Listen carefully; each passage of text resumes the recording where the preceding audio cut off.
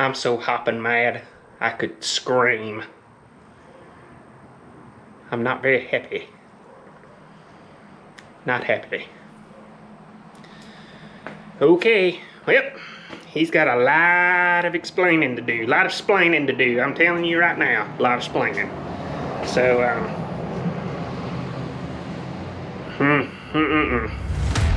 enjoy.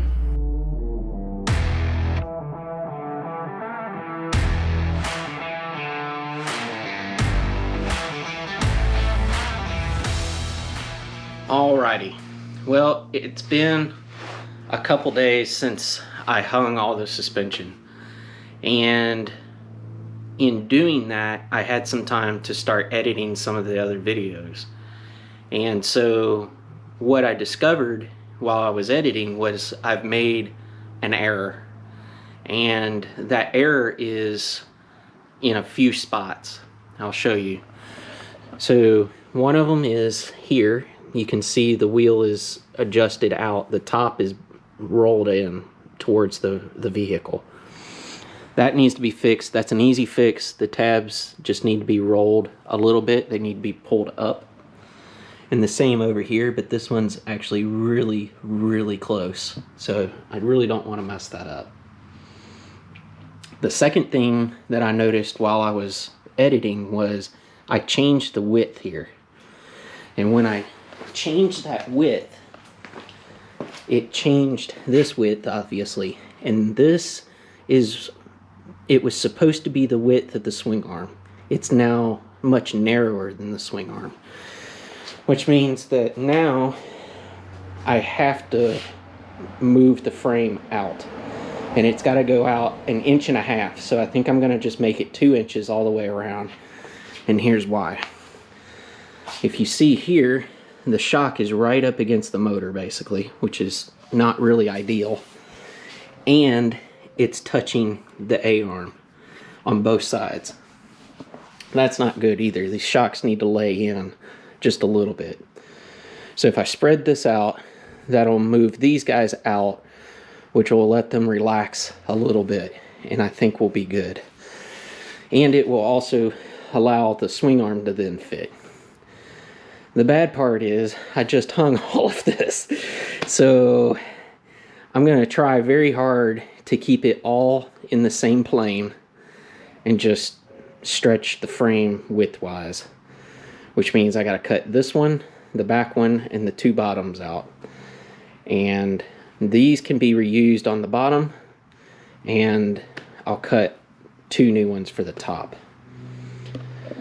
I hope that makes sense, but it was kind of a setback, and I was actually really frustrated that I did that. But it's all part of the learning curve, and we'll just kind of have to see how it goes here.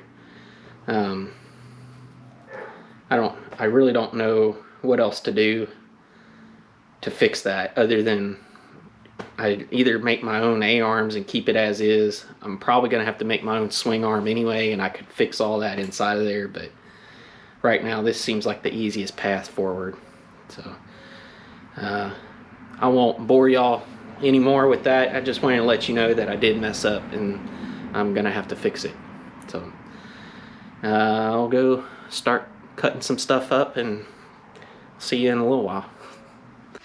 Alright, so I'm going to show y'all how I cut these. It took me a while to kind of figure out the right method to get these cut correct. But what you do is, so like for me, I know that I need an inside of the cut. So inside of this cut right here to the inside of wherever I'm going out here. I know that I need that to be 4 1/4 inches, right? So then if you mark out your piece to 4 1/4, you put a mark. Then what I started doing was I found that just your regular old like copper pipe cutter, and then I align the cut wheel on my mark like that, and then when I roll the pipe cutter around, it makes a mark on the steel. I'm not trying to cut through it, I just want to make a mark. And then when I slide this bad boy up in here like that, I take a speed square and I set this guy in here like this, and I get this edge flush with the hole saw edge, and then I just wiggle the pipe until I see my mark come through. And once I see it, like right in there, right there, now I know that the outside edge of that saw is gonna cut on the outside, right on that line there. So my hole will be like between here somewhere, which would be really nice because I know that my length, edge to edge, is gonna be what I need it to be. I just thought I'd share that with y'all because it did take me a while to do it, and I'm sure there's better ways to do it. And if I go bigger in pipe, I'm gonna need a bigger one of these, but that's at least how I've been doing it. Cool. Well, we'll keep going here and see what happens.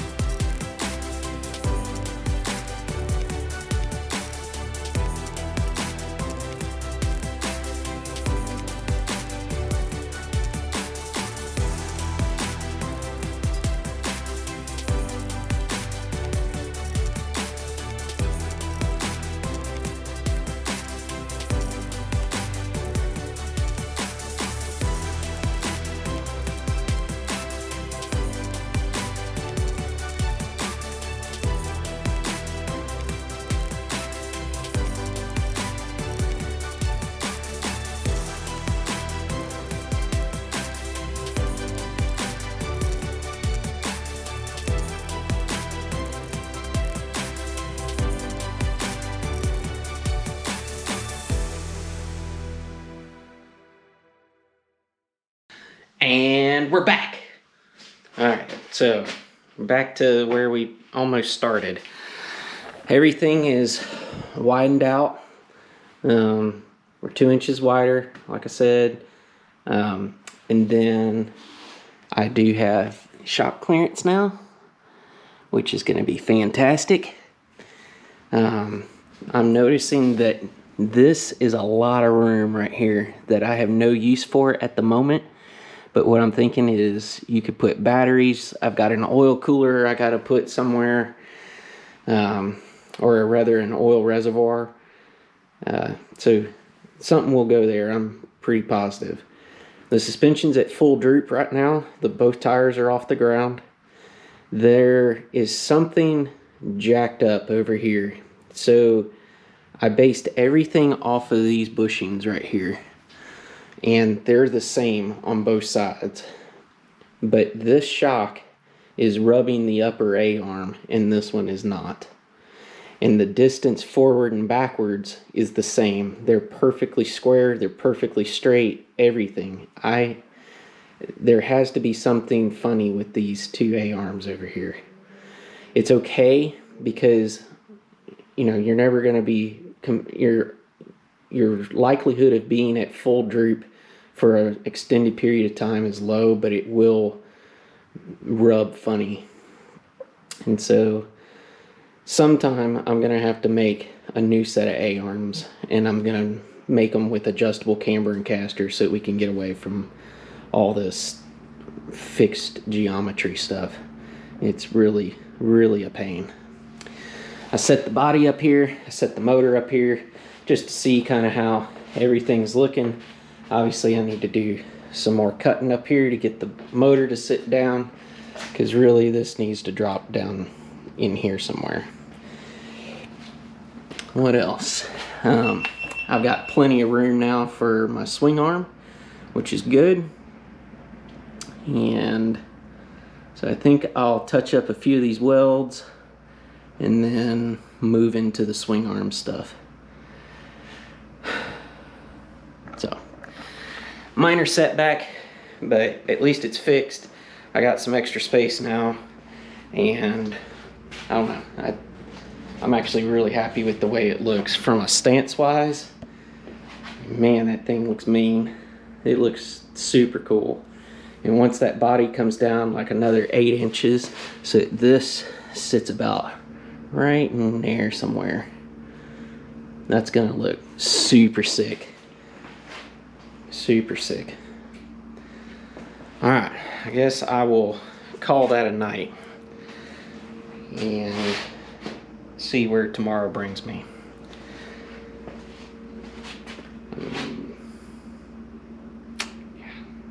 All right, later.